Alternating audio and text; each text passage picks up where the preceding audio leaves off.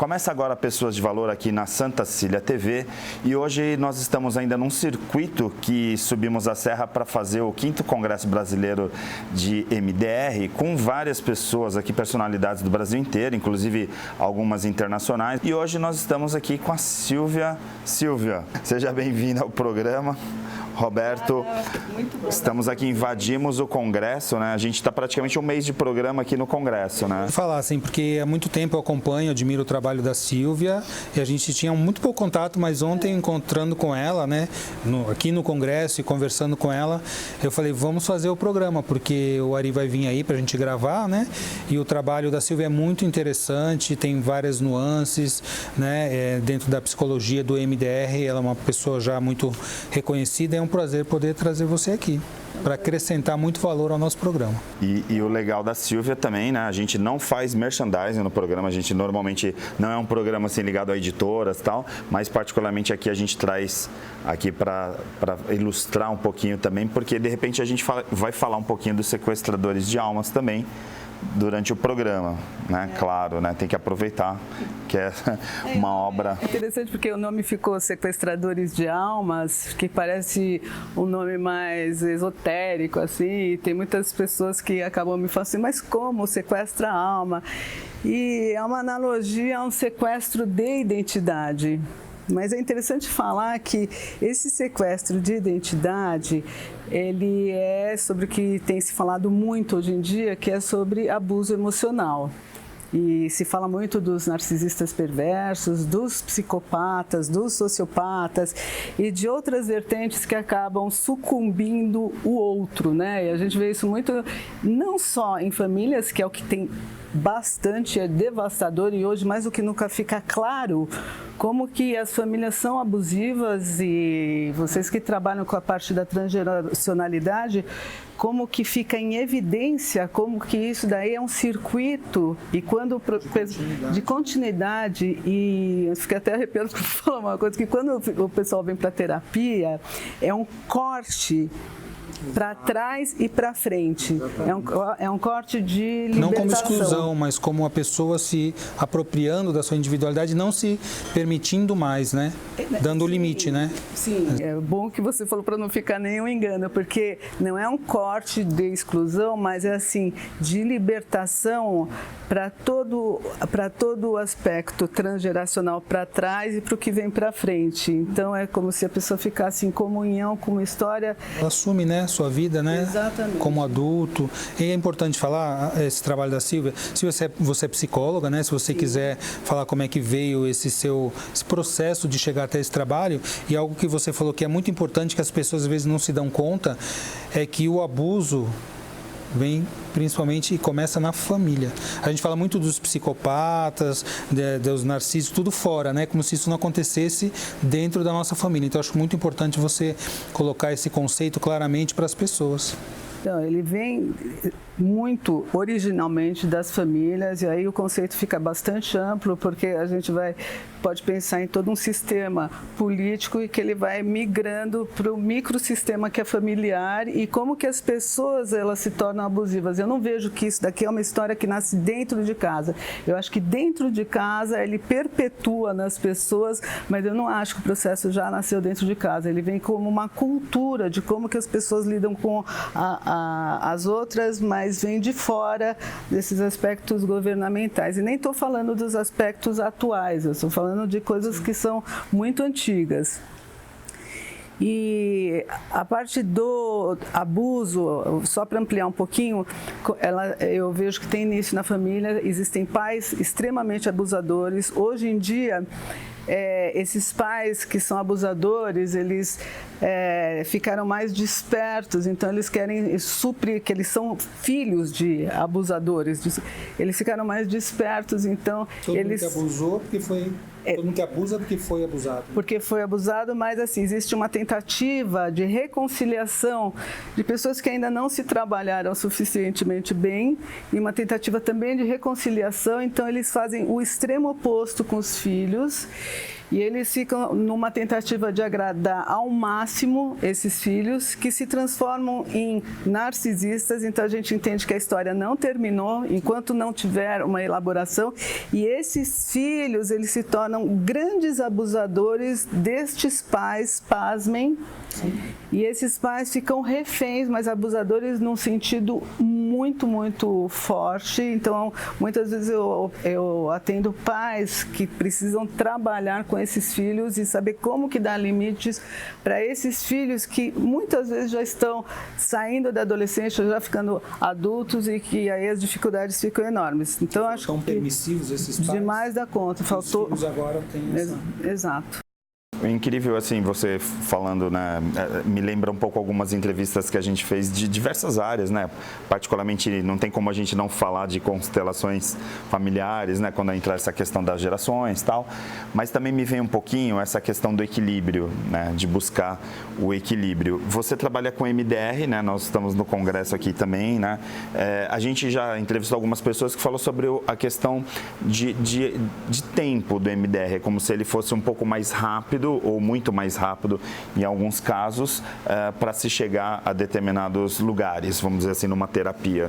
No teu caso, por exemplo, que você trabalha muito essa questão do trauma, né? Pelo que a gente vê, isso é um tom do abuso, né? E aí os efeitos colaterais desse abuso. O MDR encaixa como uma luva nesse caso? Encaixa como uma luva em 3 pontas. Primeiro, na questão traumática, vamos dizer, de mulheres que são abusadas pelos maridos. É só um recorte, um exemplo. Ou homens que são abusados por mulheres, que tem muitos também. Não se fala muito. Então, não, tem muito. E para os homens é muito difícil, porque eles são muito mal vistos quando eles vão reclamar para a justiça, por exemplo.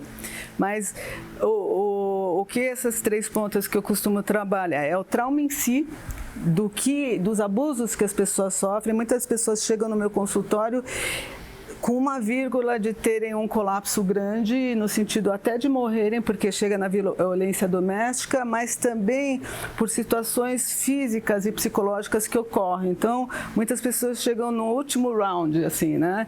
Então, elas começam a tratar toda a questão do abuso, que é o trauma. Numa camada mais abaixo, quando elas já estão mais recuperadas do abuso em si, das questões que implicaram esses abusos, e muitas vezes vai para situações mais da infância e do trauma em si, elas vão numa situação mais para baixo, que chega na questão da rejeição, do abandono, e que são muito primitivas. E que são códigos que a pessoa vai carregando e que em algum momento esses abusadores, mesmo que as pessoas estão bem organizadas na vida e que elas podem até com o tempo irem sanando de uma maneira mais apaziguada essas questões de medo da rejeição, de abandono, pode fazer uma terapia mais tranquila e chegar neste ponto que não é fácil. Esses abusadores, eles encontram uma fresta e transformam essa fresta numa chaga. Então, eles tiram todos os recursos das pessoas, que é o famoso gaslighting. Então, eles vão pela sedução, e a sedução significa o quê? Para esse pedaço do abandono e da rejeição. Essa sedução significa: eu te amo, a promessa de que eu nunca vou te dar. No segundo tempo, é o oposto, porque a sombra dessas pessoas, que é o medo do abandono, ela é a que vem. E quando vem o medo do abandono, eles começam a articular, quebrando todos os recursos bons de adultos que a pessoa já construiu, mesmo tendo esse ponto a ser trabalhado. E esses recursos, eles são substituídos pelo ego do abusador, que ele fica como num lugar paterno, num lugar materno, onde ele indica para a criança, porque já não fala mais com o adulto, e esse é o sequestro que eu falo. Porque no fundo já era infantil, né? A pessoa que chegou nessa situação, ela tinha uma... Sim, ela tinha, mas ele abre esse espaço de uma maneira estonteante. Então, quando a pessoa está em terapia, ela vai trabalhar essa questão de como que ela lida e vai curar. E a gente fala em cura, assim, porque acontece isso daí, dessas instâncias primitivas e que estão atuando no presente, dando um monte de nortes difíceis. A pessoa tem uma tensão constante para ser aceita, para ser perfeita, e que ela não acontece só na relação com o abusador. Ela já acontecia antes em outras instâncias e a pessoa não se dava conta. Não tão dramaticamente. Não tão dramaticamente. Então, eu lido muito com cenários. Então, esses cenários, quando eles aparecem, eles estão dando a chance. Eu sempre vejo pelo lado positivo, por pior que seja. Sim. Eles estão dando a chance para a pessoa acordar, despertar e ela recuperar quem ela é, que não é a rejeição, que não é a autoimagem negativa que ela tem, e ela tem a oportunidade de amorosamente chegar nesse lugar e se autoacolher, porque agora não tem nem papai nem mamãe para acolher. Tem a instância dela, o setting terapêutico que vai fazer esse serviço, e o reprocessamento, que é fantástico, porque ele realmente ressignifica essa rede neurológica, porque além das crenças e além da sensação emocional, existe um vício disparador que a pessoa constantemente ela vai para aquele lugar, Às vezes a pessoa já tem consciência, e eu sempre falo para os meus pacientes, é como o vício de cafezinho. Você já tem, é neurológico, você já tem a certeza, dando exemplo, que um café te dá uma azia, por exemplo, e ele é gostoso porque você está compartilhando, você está se sentindo parte de um grupo, só que você pode se sentir parte do grupo sem se machucar. E na hora te dá o disparo do café com todos os significados. Então, o que o MDR faz? Ele muda essa rede neurológica com todos os insights que não são suficientes, porque a gente precisa de mudar a rede neurológica também, e existe uma descontaminação deste tipo de alimento, que não é o café em si, mas é o alimento emocional que sugere um monte de outras questões. Então, a pessoa... É um vazio, né? É um vazio que não pode ser suprido por outro. Exatamente. Exatamente isso. A gente está indo profundo, né, Roberto? Isso já me vem a outra questão na neurociência da neuroplasticidade, né? Quando a gente está falando de MDR, assim, para mim é tão assim explícito, né, que a gente está falando. Teve uma época, eu leciono na terceira idade, aí o pessoal assim mais velho mesmo, com uma idade mais avançada, às vezes fica, né, não, eu já sou assim, eu não mudo, tal. Aí a gente fica pensando, né, poxa, qual parte que vocês não se atualizaram, né? Porque a gente está falando aqui numa situação que a gente consegue mudar esses vazios, e aí a gente está falando de mudança de atitude, né? Se a gente está falando de mudança de hábitos, né? Então, e pegando o gancho com isso, que era a terceira ponte que eu trabalho, que é da cognição, porque quando a pessoa está muito tempo no abuso, ela vai ficando totalmente embotada, ela não tem mais o raciocínio por conta da parte neurológica ser impedida de fazer o raciocínio. Se no início de um relacionamento abusivo ela tem o discernimento de pensar, isso é um absurdo, é uma mentira o que ele está falando sobre a minha pessoa, sobre o que aconteceu, eu realmente, um exemplo aqui, eu fui traída e ele me convence de que não, ou eu não sou isso que ele está dizendo que eu sou. Se a pessoa tem no início uma perplexidade, uma tentativa de se autodefender, com o tempo ela desiste. Só que não é que ela desiste, neurologicamente encurta. Então, encurta o recurso. Então, o que a gente faz, que é a função do MDR também, e concordo que é a neuroplasticidade, a gente reativa toda essa rede neurológica de ativar o sentir, o que é bom para mim, o que não é bom para mim, eu vou honrar, e aí a rede neurológica fica totalmente vitaminada. Criar os recursos. Totalmente, com dinâmica, porque a pessoa que fica embotada, ela acaba, inclusive, tomando antidepressivo, muitas delas falam, não, vamos ativar. Então, aqui a pessoa é orientada assim, vamos ativar? Vamos, em alguns casos, sim, precisa de remédios psiquiátricos, sim, mas em muitos casos, o que precisa é você, inclusive, se ativar fisicamente. Eu diria mais, eu diria que às vezes precisa do remédio, mas sempre vai precisar de olhar para a causa disso, porque é um vazio, né? O remédio não vai suprir o vazio, ele vai trabalhar a parte neurológica. Agora, o sentir, a parte existencial, não vai. No caso que a gente está falando muito, essa questão dos caminhos, né, da própria neuroplasticidade, no momento que você está medicando, de certa forma você está anestesiando para continuar no mesmo conjunto da obra, né? Quer dizer, aí você não tem como expandir porque você está naquele limite que o remédio está te permitindo. Recidivas acontecem tanto, né? Você tem recidivas. Terapêutico, eu não acredito em medicação sem processo terapêutico, porque é exatamente isso, fica no vazio, fica no limbo. E uma outra coisa, que tem muitas pacientes que vêm no consultório na dúvida se eles estão em relacionamentos abusivos, porque já estão tão abusados que eles precisam ser retreinados, porque começam a contar a história e tem um esquecimento. Vamos voltar para o neurológico. Não, mas eu não tenho certeza. Mas olha o porque foram afastados até daqueles que avisavam essa família, os amigos, o abusador afastou, isolou. Porque eles ficam só os donos da história da pessoa. Muito bem. Essas pessoas que são vítimas, elas são orientadas para elas escreverem, para elas se conectarem de volta no que está acontecendo. Aconteceu abuso, deixa eu escrever o que eu sinto e o que está acontecendo. Porque elas esquecem. Ela fala assim, nossa, eu lembrei disso, eu escrevi isso na hora que estava acontecendo isso aí, e depois, por causa disso, eu me lembrei de outra situação que foi igual que eu tinha esquecido. Esqueceu, na verdade, não tinha nem autorização para lembrar, né? Porque ficou que ficou preso, né? E aí dentro disso tem toda a trama de quem são esses abusadores e que eu sempre falei que é dificílimo trabalhar esses narcisistas perversos, esses abusadores, e nunca acho que é impossível, porque embora toda a psiquiatria, a psicologia diz que é impossível, eu acho que é dificílimo eles ficarem em sessão terapêutica, mas circunstancialmente, eu estou com 2 abusadores aí convictos, que eles já percebem como que eles são, e a gente está caminhando nisso, vamos ver. Deixa eu te falar uma pergunta, até pela tua experiência no assunto, porque muitas vezes a gente vê uma moça, principalmente mulheres, né, que entram em relação com abusadores e fala assim, nossa, mas elas vieram de famílias estruturadas, né, que davam amor, davam carinho, como é que elas foram entrar numa relação abusiva desse jeito? Qual que é a tua visão, a tua experiência com isso? Eu tenho várias visões em relação a isso. Primeiro, que não é tão estruturada e tão um modelo assim como que é vendido.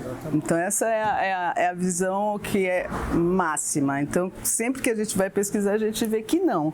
Aliás, que é interessante quando você fala de uma visão cristalina, é muito da família que tem abuso, mesmo que seja sutil, porque os abusos são difíceis, alguns são escancarados, mas são difíceis da pessoa discernir.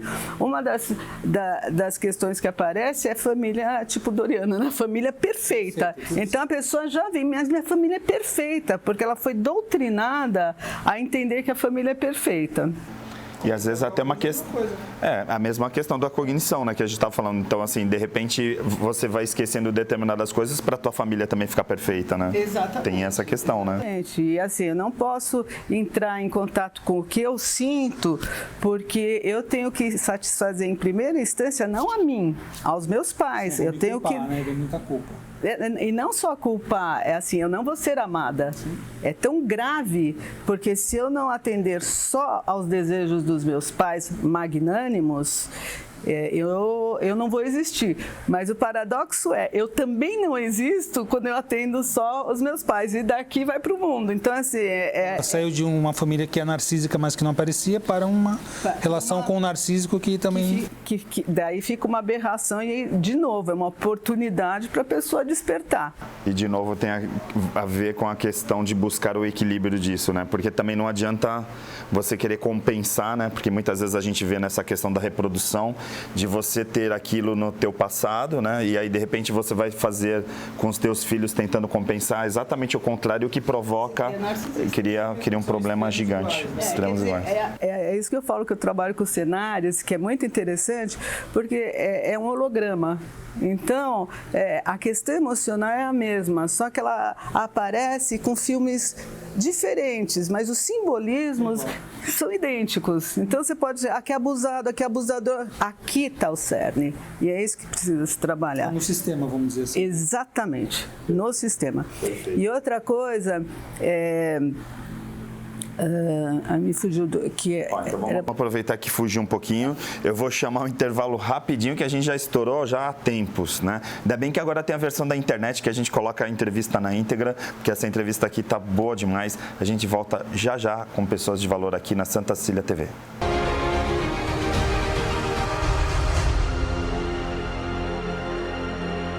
Há mais de 25 anos, o Célula Mater promove a saúde com alta precisão de resultados em toda a Baixada Santista. São mais de 100 exames disponíveis, com resultados em até 24 horas. Laboratório Célula Mater, investindo em tecnologia em benefício da vida.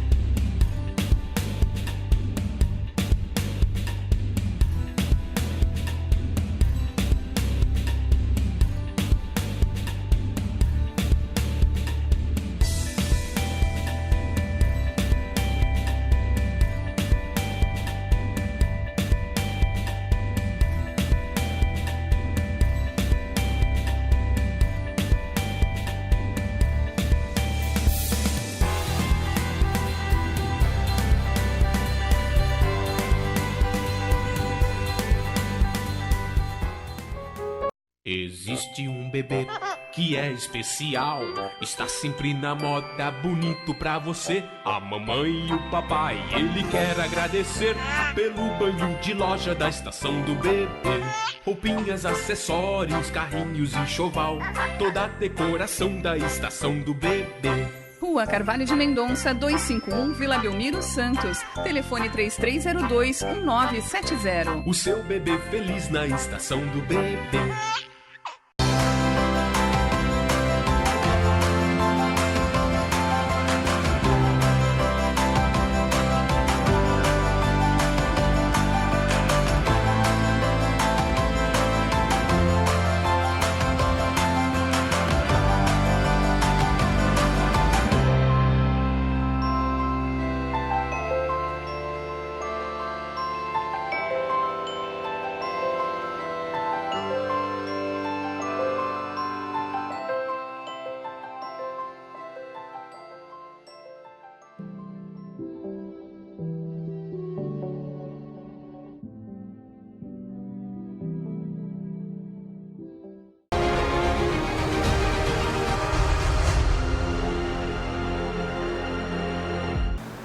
Estamos de volta com Pessoas de Valor e nós estamos aqui com a Silvia falando sobre uma questão super importante, né? E a gente ainda nem tocou no livro que ela acabou de lançar, né?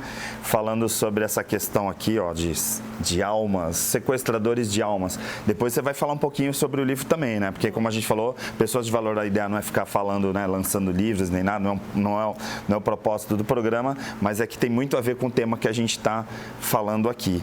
Silvia, você estava continuando a interromper para chamar um intervalo, você estava dando uma sequência nessa questão que a gente está falando. Roberto incluiu um pouco a sistêmica, né? Assim, para mim é tudo tão integrado, assim, e eu acho que o rico de quem assiste, eu sempre falo, né? Quem assistir todos os programas, né? Já são mais de 80 programas Pessoas de Valor, vai conseguir fazer um cenário assim bem mais ampliado, porque a gente já pegou pessoas de tantas áreas diversas, né, Roberto? E hoje você está vindo assim com um tema tão rico, né? Que eu falei assim, esse programa aqui vai durar 1h30. Mas vamos lá, então. Então, eu estava falando que é um ponto das famílias que você perguntou, de que as famílias não são tão perfeitas como as pessoas acham que são. Mas nunca são. E tem um outro ponto também, é que existe o desejo da Cinderela, de achar o príncipe encantado. Esse mito, ele engana muito, porque ela acha assim que encontrou o puro sangue. sabe? Então ela acha que... E o homem também, eu estou falando na mulher, mas o homem idêntico. E as pessoas pouco conhecem a si próprias, porque elas estão atrás de um mito, e elas também pouco conhecem daquele que ela está entendendo que vai ser o puro sangue dela. Também não são perfeitas para criar alguém perfeito, que aliás não existe perfeição. Pronto, tá aí. É exatamente isso. Então elas vão lá, olha, esse cara aí, ele tá bem socialmente, ele fala bonito, ele vai ficar muito bem com o meu meio social, ele é bacana, ele vai compor, e ele sabe, o abusador, ele sabe que é isso que ela está buscando. Mostra a máscara que a pessoa Exatamente, eles são altamente especializados. Então, esse mito da Cinderela, ele é o que mais arrasa com as pessoas, do príncipe encantado, essas coisas, porque traz uma cegueira e vou falar mais, é o contraponto do narcisismo, porque é uma escolha narcísica. Narcísico também. Também é uma escolha que... Quer dizer, eu vou ter uma pessoa perfeita, quer dizer, quem eu sou, né? Eu sou essa que merece um perfeito. Então, pronto. Então, vai daí. Agora, né? Só trazendo um pouquinho para esse universo, eu não vou entrar em constelações, até porque a gente já abordou isso em outros programas, mas, assim... Quando você está trabalhando via MDR, né, que você falou assim, as pessoas às vezes acham algumas coisas impossíveis que de repente você considera e aí você tem essa visão, você fala, não, eu acredito que dá para trabalhar e ir além desses limites que nos impõem, por exemplo, como paradigmas, olha, esse tipo de coisa aqui não dá para trabalhar, tem determinados limites. Você acredita, por exemplo, que no momento que você, pensando no MDR principalmente, no momento que você está trabalhando, por exemplo, essa pessoa que teve abuso e tal, e aí a gente falou de trauma também, a gente, de certa forma, também consegue trazer uma recuperação, por exemplo, para os pais, por exemplo, para as pessoas que vêm para trás? Ou isso, na visão, por exemplo, do trabalho que você faz, fica limitado, por exemplo, a uma pessoa que, de repente, vai ter filhos e vai tratar os filhos diferentes? Eu acho que mexe com toda...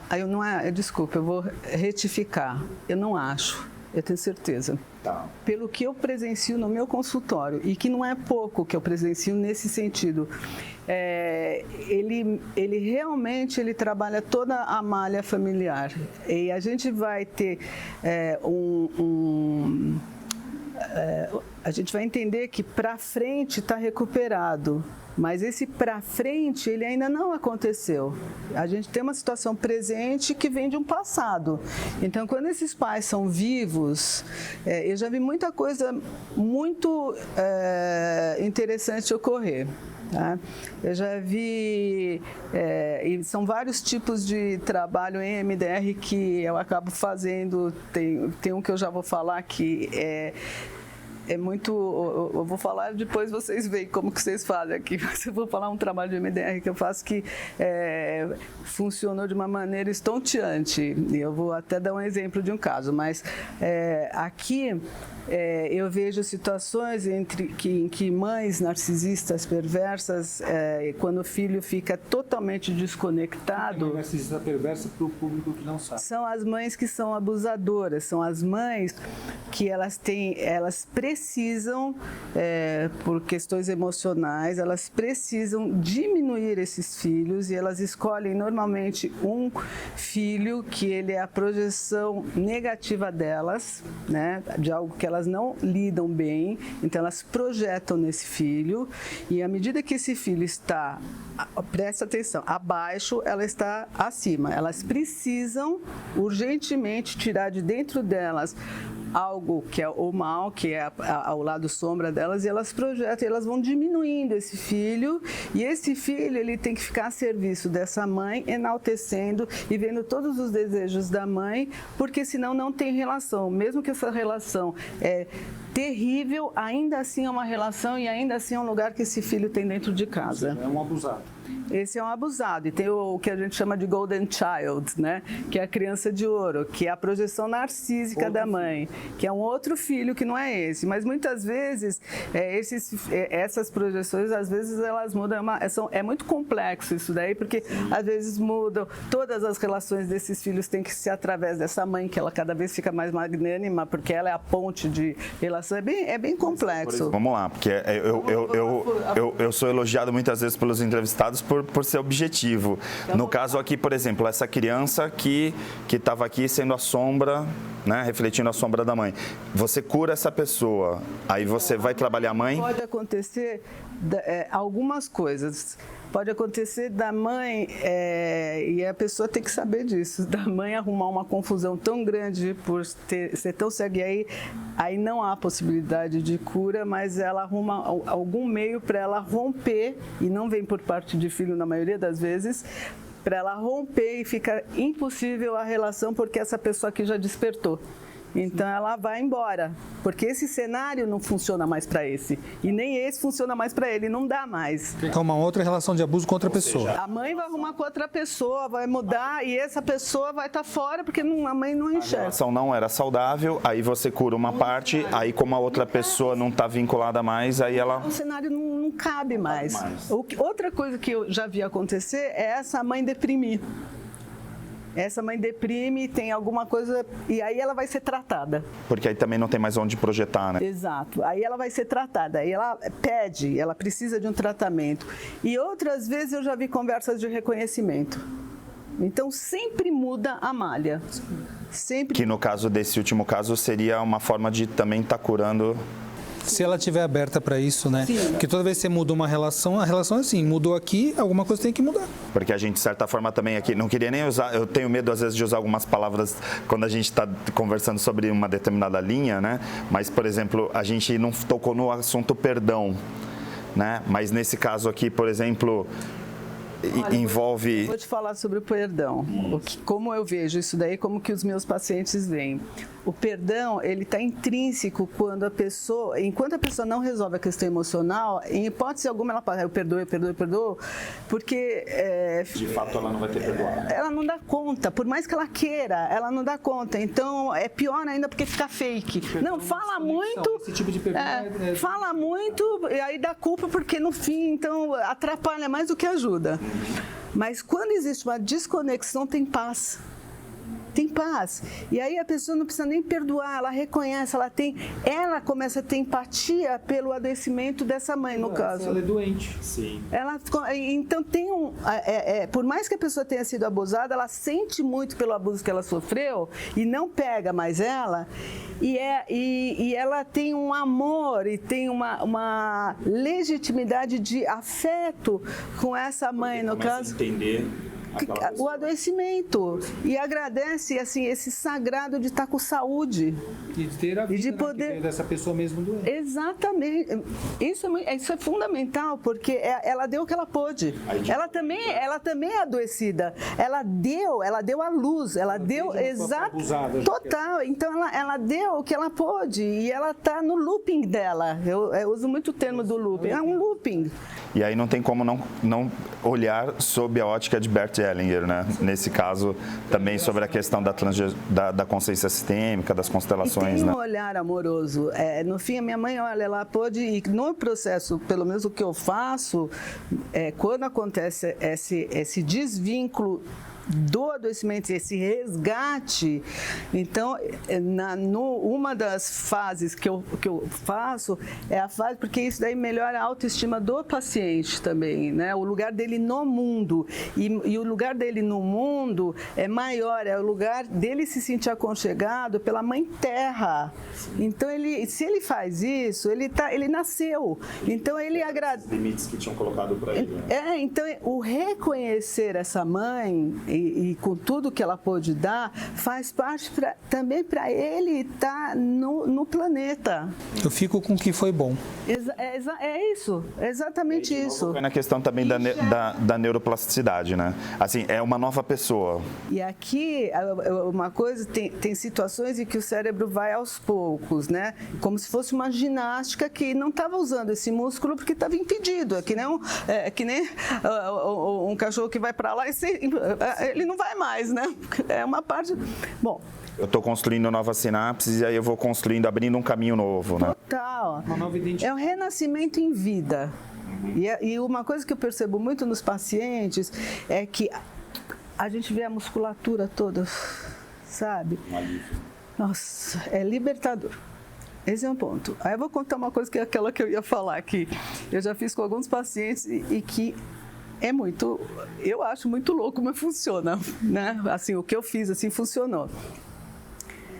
Vou dar um exemplo do que aconteceu, né?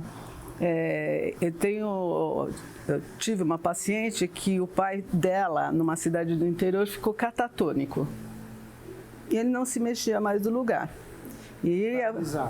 De depressão. O que é, né? Paralisado, em depressão, e ele estava assim, para comer, tinha que abrir a boca dele, falando, não, come, com medicação e tudo, e estava muito difícil, a família estava desesperada, e ele sempre teve um viés depressivo e teve uma situação de abuso muito forte na infância, mas muito forte. Muito bem.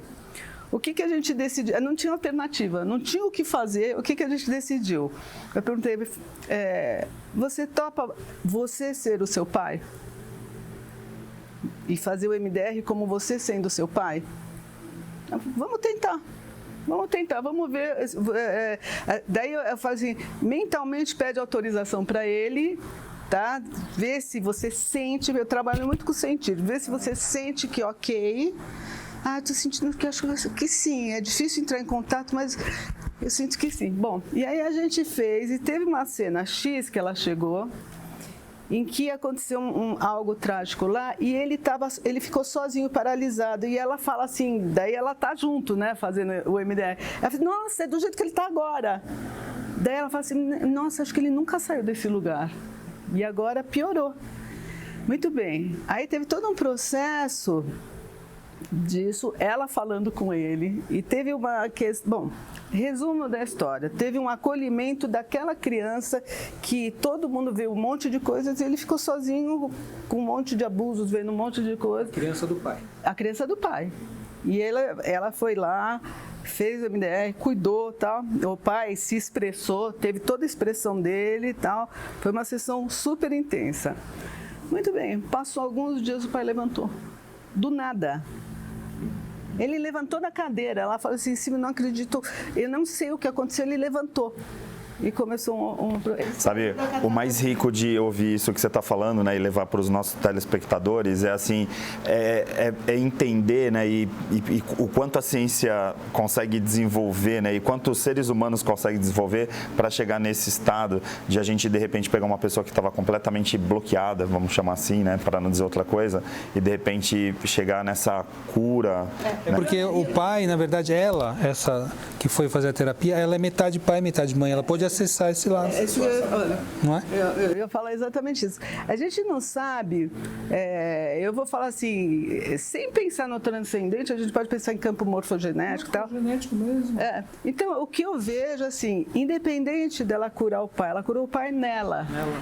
Porque ela fez o MDR. A gente usou, assim, vamos voltar para os cenários. Ela também poderia ir por um caminho se ela não tivesse feito. Né? Porque aí a gente não estava mais falando do pai, né? E ela tinha sintomas psicossomáticos que era reverberação disso nela. Total. Então, esse foi um caso de super sucesso dela, porque ela trabalhou essa questão do pai nela. Então, assim, a dor, tal.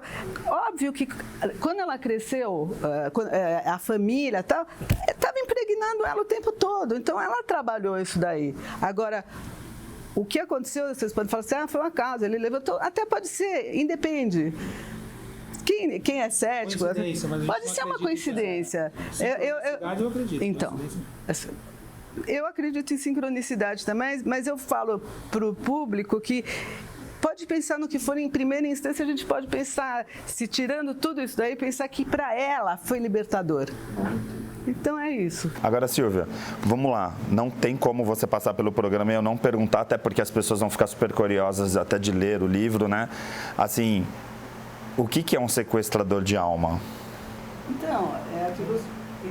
Vou contar. Agora trazendo para a linguagem do livro, né? Porque de certa forma a gente já estava falando de certa forma sobre isso, né? É o abusador dentro desses espectros que eu falei e que ele tem a manha e a capacidade de roubar toda a identidade da vítima, da sua refém, escolhida a dedo. Não é qualquer uma que ele escolhe. Ele vai lá intuitivamente, entre aspas, porque ele tem uma máquina biológica totalmente direcionada para absorver. E por que ele faz isso? Eu divido um pouco o narcisista perverso com o psicopata. Eu faço uma distinção. Eu acho assim que o narcisista perverso, quando a vítima vai embora, ela se rebela e ela consegue sair da relação, todos são perigosos, todos podem levar à morte, todos podem fazer coisas terríveis, inclusive violência física. Mas quando ela vai embora, ele vai ficar com a fúria narcísica dele, que não é pouca. Então, por alguns momentos, ele vai querer aniquilar, ou ele vai tentar que ele volte a dormir, que eu falo, ele vai ser tudo que ela sempre quis, vai deixá-la em dúvida, vai deixá-la louca, também vai falar que ela é louca, vai pegar os flying monkeys, que a gente fala que todas as pessoas que têm voltas para fazer o time de mostrar que ela é louca. Tem um monte de coisa que esses narcisistas fazem. Mas, depois de um tempo, eles esquecem a vítima. Porque eles vão arrumar outra presa, que vai enaltecer, ele vai fazer a mesma coisa. Por quê? Porque eles não são assassinos. Os psicopatas são. E os psicopatas, eles não esquecem das vítimas. Eu tenho pacientes, e dá para fazer a distinção com bastante clareza, eles não desistem em hipótese alguma. Algumas pacientes minhas quiseram já ir embora do Brasil, sair. Eu tenho uma paciente específica que ele pegava a filhinha, né, que quando tem filhos é pior, porque aí tem um outro trabalho aí para a gente fazer, que daí já seria um outro programa. Então, vamos dizer, ele pegava a filhinha, o psicopata, pegava a filhinha, falava, ai, linda, tal, dava um beijinho na ex-esposa e falava assim, eu não vou sossegar enquanto você não morrer. Com a filha no colo. E assim é. E assim e essas vítimas desses psicopatas, quando elas se libertam, ainda assim elas têm que se proteger, muitas vezes de modo jurídico. Perfeito. Roberto, que programa, hein?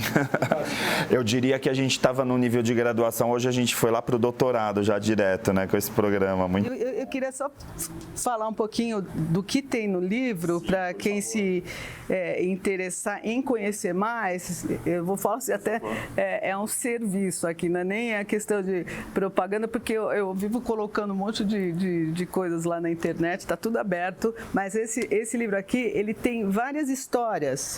E dentro das histórias, eles têm as máximas de despertamento. São histórias de relações abusivas, são histórias romanceadas. Todas as histórias são reais e elas são redimensionadas. E tem relatos de pacientes meus, de vários pacientes. Eu acho bem rico. Eu tive um chamado, esse livro é um filho que nasceu, porque eu fiquei 10 anos para fazer, eu sentia que eu tinha que para fora, que eu precisava pôr, então ele veio e aqui está escrito que é para ajudar as pessoas a despertar, é mais um caminho de despertamento, então é uma faceta humana que a gente precisa despertar entre tantas outras. Eu estou nesse espectro buscando ajudar as pessoas. Parabéns pelo seu trabalho, né? Fantástico. Por isso que eu falei, eu faço questão de trazer a Silvia para o programa, porque eu sabia que ia ser muito bom realmente. Muito obrigado. Com certeza você pôde fazer as pessoas pensarem um pouco, né? Com certeza muitas pessoas que passam por essa situação podem estar assistindo a gente e vão poder refletir mais e buscar mais ajuda. Consciência, exatamente. Ajuda, claro. Com certeza. E nós conseguimos fazer um programa de 1 hora de duração, finalmente. A gente sempre fala para a direção da TV, e se o Pessoas de Valor fosse de 1 hora em vez de meia, né? Porque aí a gente fala, pô, será que vai ter conteúdo? Provado que tem, né? Mas para você que está assistindo na televisão e viu a versão editada, fica a dica de ir lá no pessoasdevalor.com.br e assistir o programa da Silvia Malamud falando 1 hora sobre esse assunto maravilhoso. Roberto, obrigado. A gente encerra essa sessão aqui do Congresso, né, do 5º Congresso Brasileiro de MDR, que a gente teve a oportunidade de fazer com exclusividade, entrevistando os grandes nomes que estavam passando por aqui, tá bom? Forte abraço e a gente fica com a programação da Santa Cília TV e eu encontro você na semana que vem aqui na Santa Cília TV.